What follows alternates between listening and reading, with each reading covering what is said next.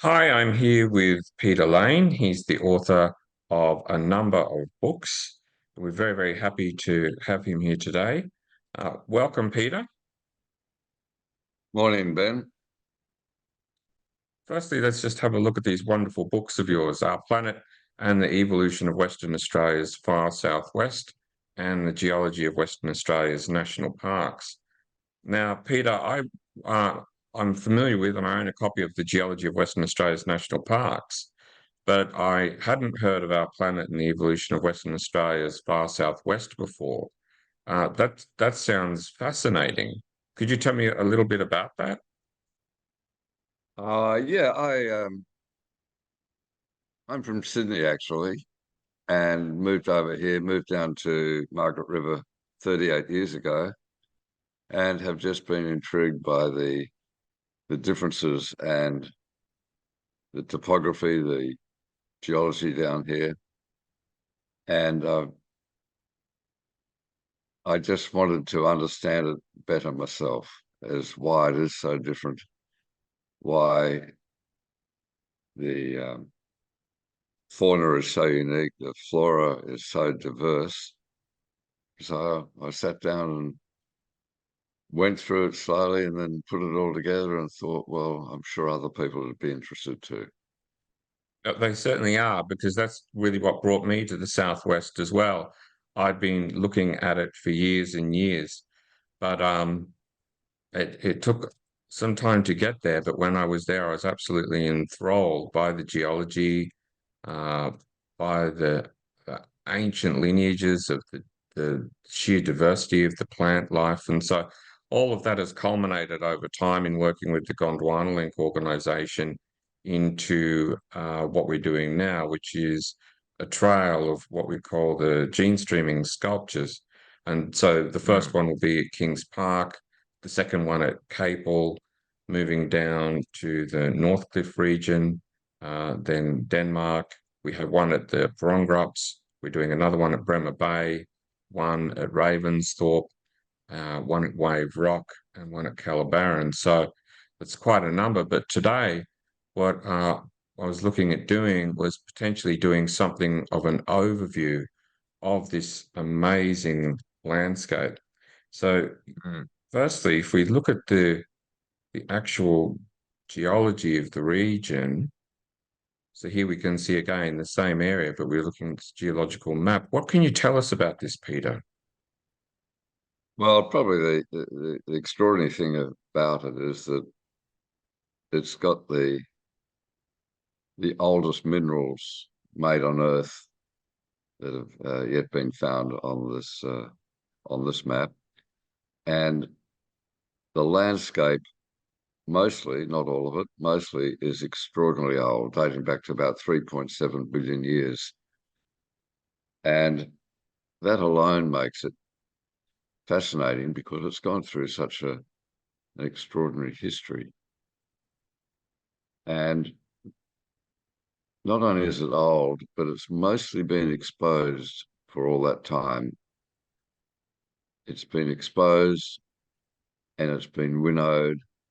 It's nutrient poor, and those species that have survived there have struggled and diversified and found little niche areas where they can survive. And in the end, you've got this extraordinary range of species of plants, insects, animals that have managed to survive in this very, very old landscape. So And yeah, it's plainly fascinating. putting it into the context in terms of plate tectonics, this some of these rocks have traveled all around the planet, from near the North Pole to near down to the South Pole and back. This is a huge expanse of time that we're talking about. Putting it into context of people are familiar with Uluru, uh, 600 or so million years ago. You're talking about something that you're talking in the billions of years here. So this is a truly Yes, ancient yeah, landscape. And of course, yes. it has that Gondwana story to it. We can see the connection between the Southwest and Antarctica. Could you tell us a little bit about this, please? Yeah, the connection with Antarctica is interesting because Antarctica used to be part of Australia, and the part of Australia I'm talking about is called the Yilgarn Craton, this very old section that occupies most of the area we're looking at.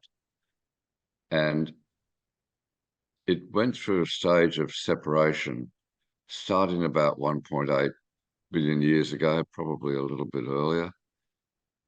And it did so in pulses. It pulled away and it pushed back and it pulled away and opened a seaway in between, and then it pushed back and incorporated some of that oceanic crust, if you can imagine that, into the region by basically squashing it when it moved back, and then it pulled back again. So a whole range of rock types, pretty complicated. Um, yeah, but fascinating. And it was about 165 million years ago that Antarctica twisted away from Australia and open up a permanent seaway to the south of Western Australia. Now, it didn't leave Australia till about 34 million years ago, where it was still connected to Tasmania. But that separation in Western Australia 165 million years ago was the first major step in isolating Western Australia. The other one, of course, was when India drifted off, and that happened about 135 million years ago. And then Australia started drifting north, and to the north and to the east of the southwestern part of the state became arid and desert. And so the southwest corner became isolated by oceans to the west and the south, and arid lands, desert lands to the north and east. It's been isolated all that time, and has developed an ecology, an environment totally unique. Yeah, it's just remarkable.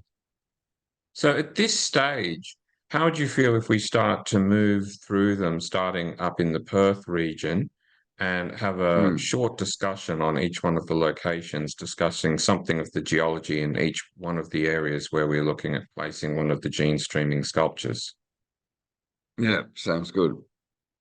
Okay, great.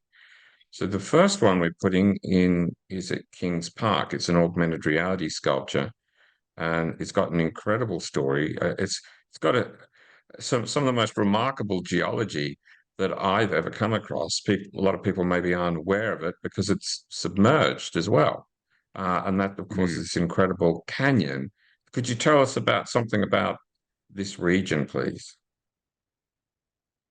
Yeah, this is part of the Perth Basin where India was once joined to Australia, and it's separated along the line of the Darling Fault, which is, you can see the surface expression of that on the map there.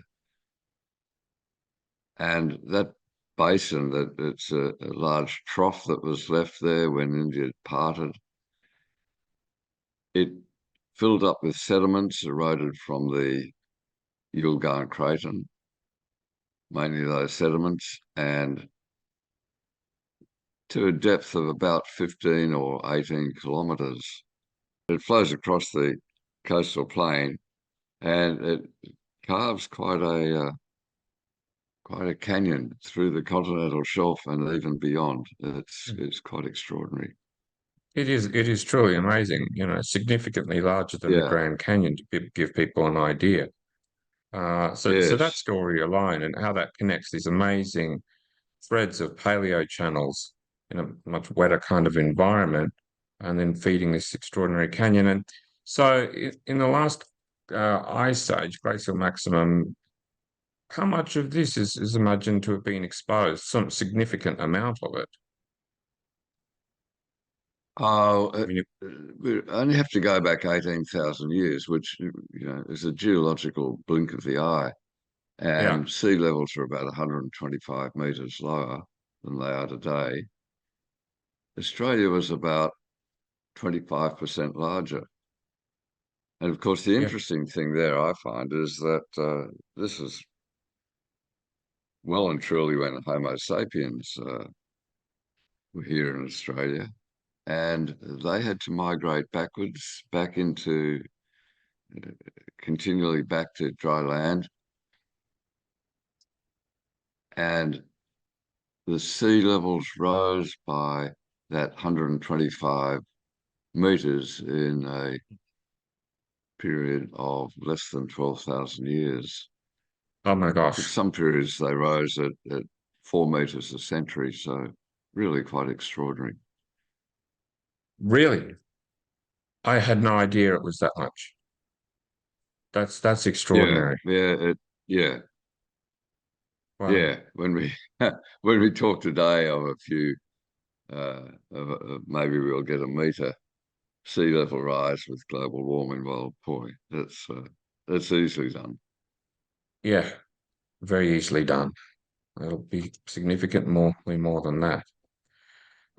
So Absolutely. if we looking at the next location that we're placing a sculpture, that's Capel, and really it's part of the connected story. I mean, you can see the connection with Capel and Perth along the Swan coastal plain. So it's really is part of Yes, that same story, isn't it? And if we look at yes, it is. Yeah, the geological map that we have here, so we can see here much better the Darling Fault along here. So do you want to talk to the map a little bit more here um, in discussion of the connection with Perth, Capel, and this region here? the only part of India is really is the Lewin complex, the Lewin Naturalist Ridge, Hmm. where I'm sitting at Margaret River. The Capel is where India used to be, but that's the trough that was left behind Yes. where when India parted. And that small, if you can see the geological map, this small orange slit of rock that is along here,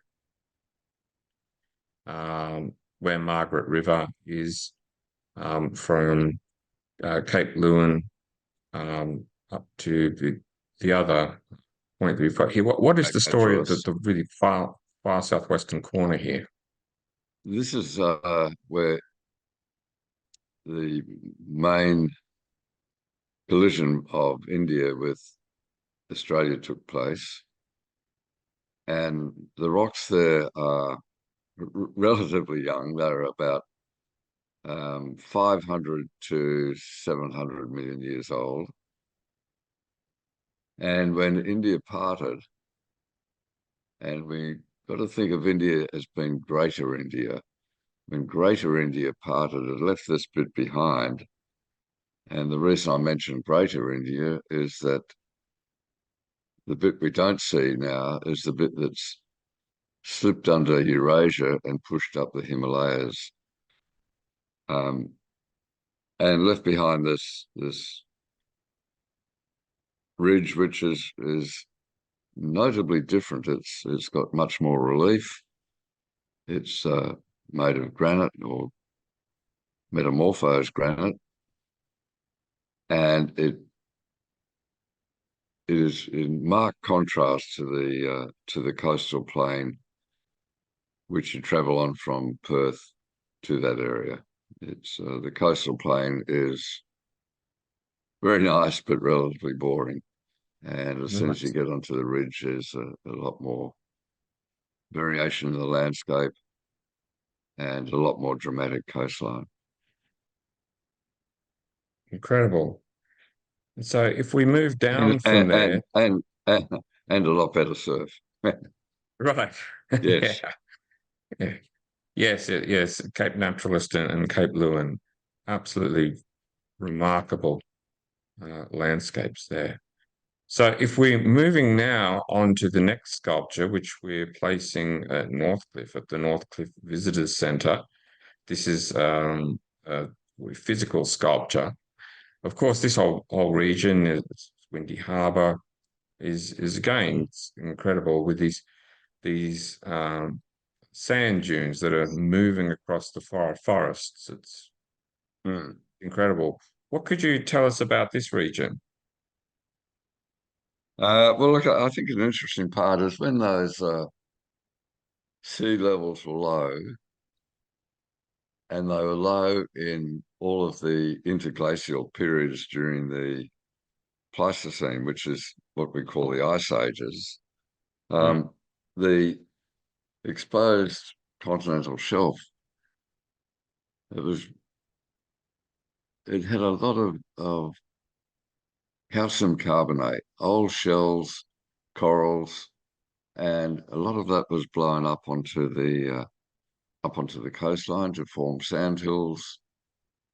Percolating water went through it and converted those sandhills, which are mainly calcium carbonate, into limestone. So we have around that coastline, all the way from Shark Bay to almost to Albany, there's this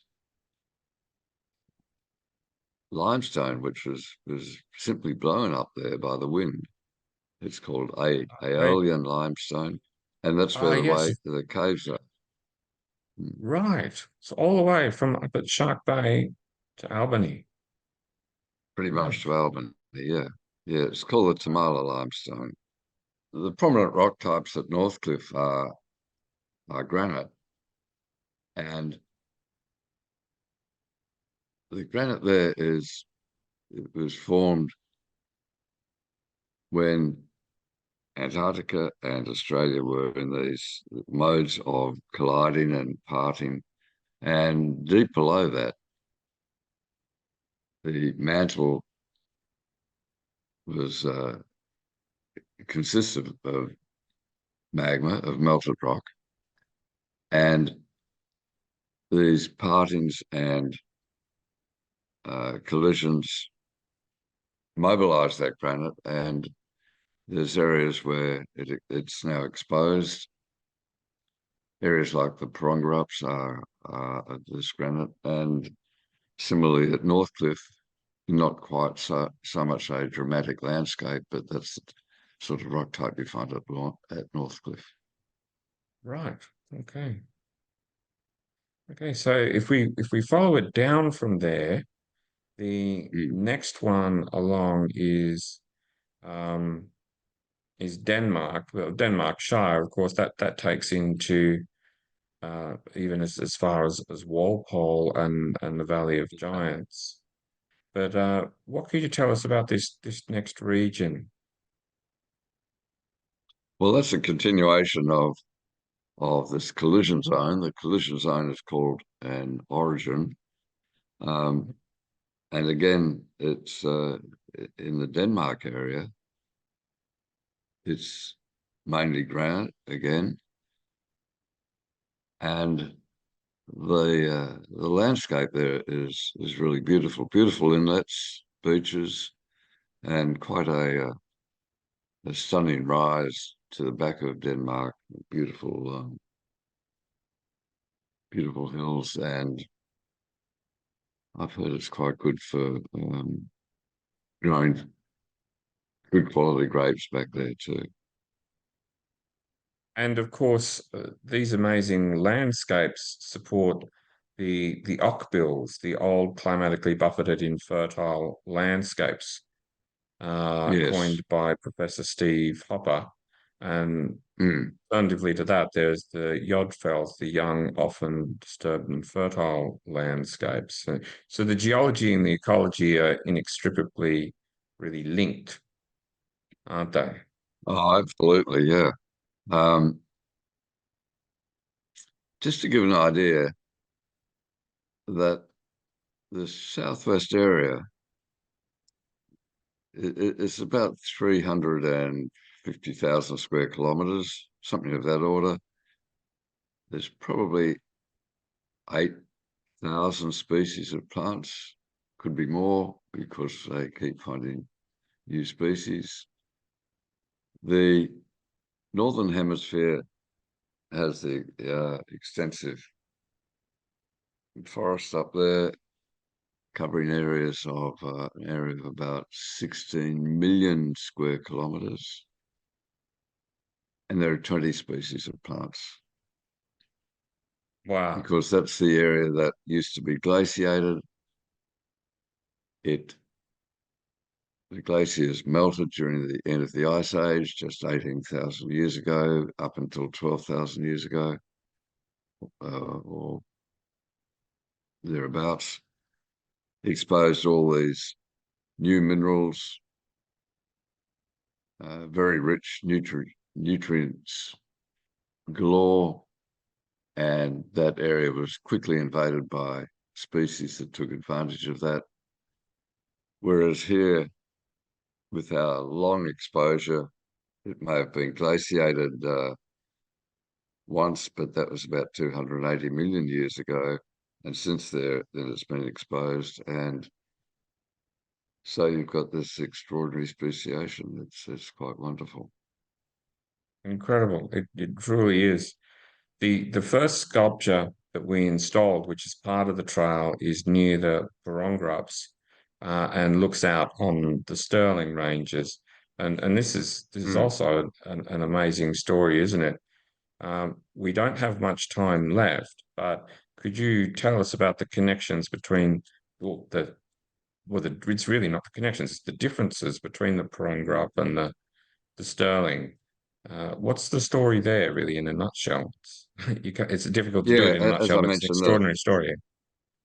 yeah, yeah, the Parongraps are basically granite, uh, part of a granite batholith, which is a very large intrusion of magma.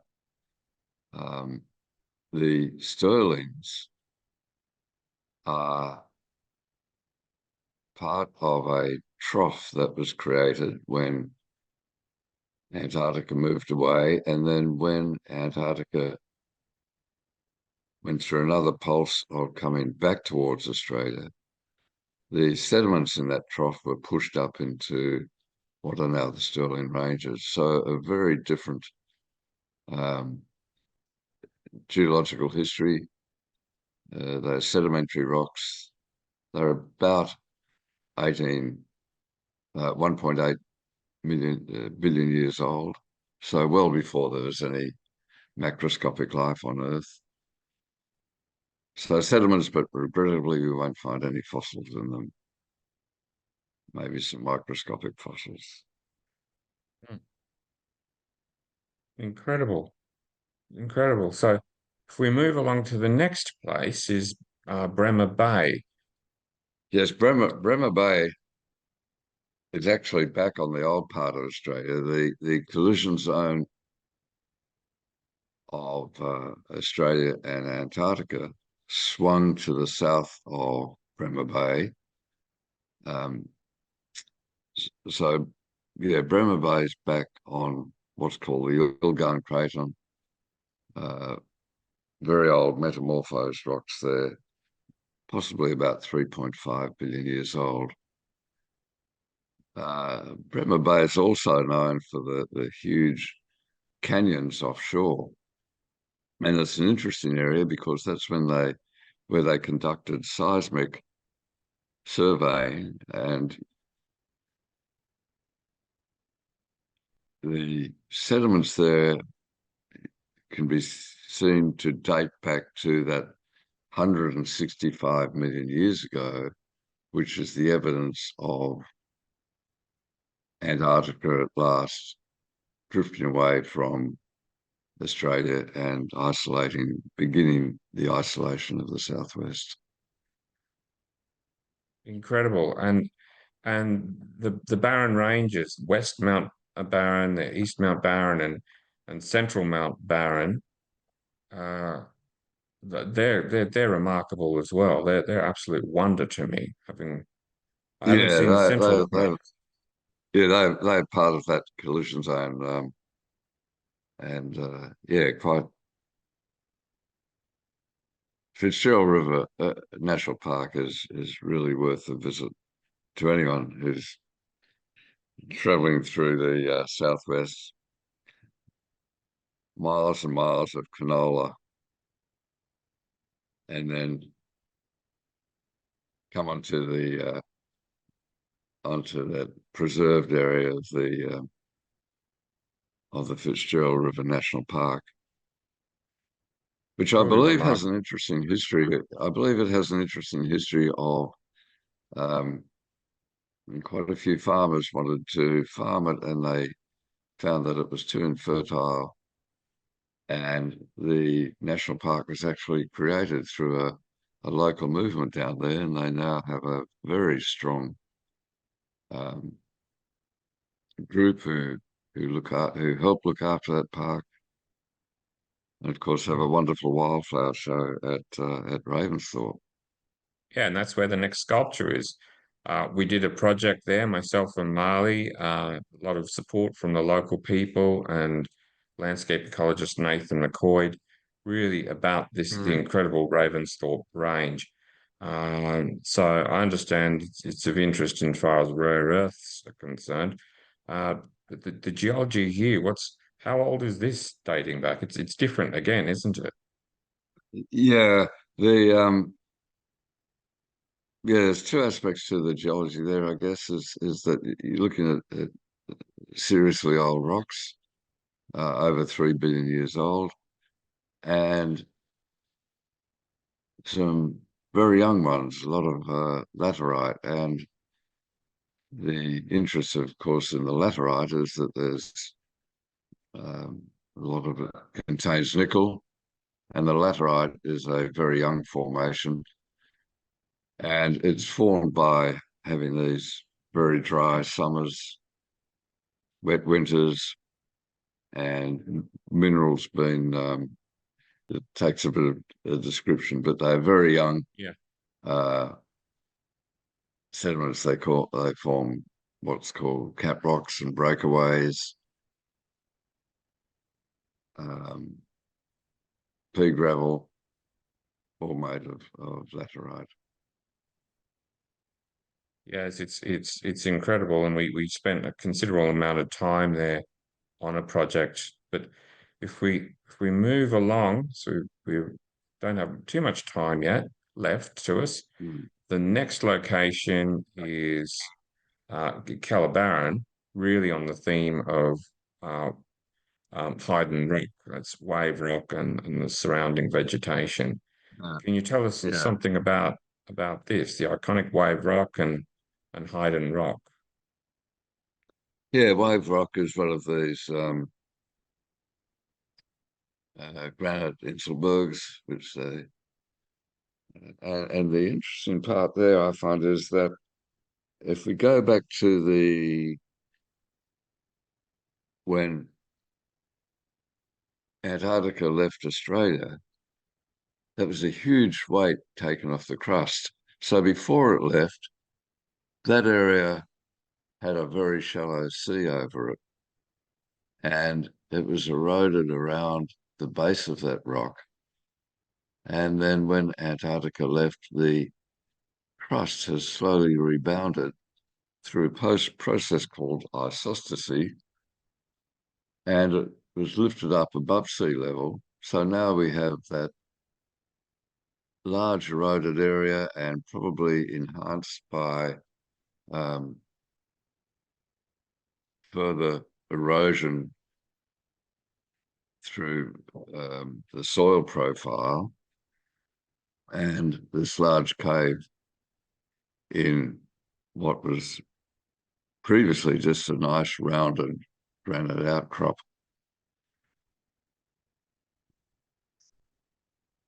Yeah, and it's connected to this paleo channel, which of course leads us to Perth and kind of back to the beginning of it all. Um, again on one of these paleo channels is Calabaran, which is where we've placed uh, the last of the sculptures, that is an augmented reality sculpture, well and truly within the heart of the wheat belt. Mhm. And so I guess that's the last location really to talk about because it'll lead us back to Perth. But could you tell us something else about the Calabaran area? The rocks are they the same age? The outcrops of rocks? Um, yeah, we're getting back into the older rocks there, about 3.7 billion years old. And these paleo channels are really extraordinary. Some are very deep and very steep-sided.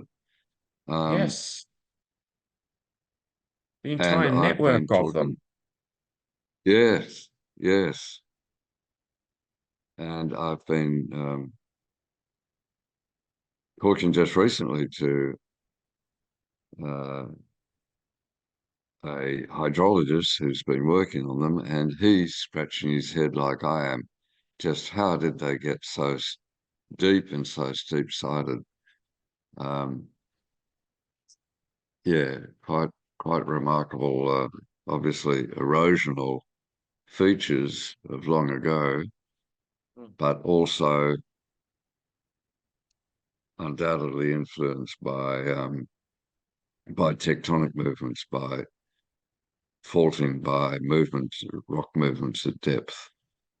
Yeah, so they're very interesting, They are and extraordinary. they show something of what the landscape used to be there, a lot more verdant, a lot greener, Mm. and that was the case when Australia was quite a bit further south than what it is now. It's moving So they north. all, We're still moving north yes. at about the rate about the rate our fingernails grow. And that, of course, all those paleo channels lead back and through the Swan River and at one time fed into this amazing canyon, which brings us back to the beginning and with a minute left. Mm. So, Peter, thank you very, very much for your time today. That's been an amazing tour of the different regions that we're working in on the Gene Streaming Sculptures trial. So, thank you so, so much. We really, really appreciate it.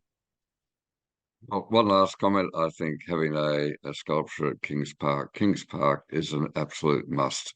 It's fantastic and a great place to have it. Yeah, Yeah, it's good, it's an Ben. incredible Enjoyed thing. that. Okay, well, thank you very much for your time. Okay, thanks. Thank you.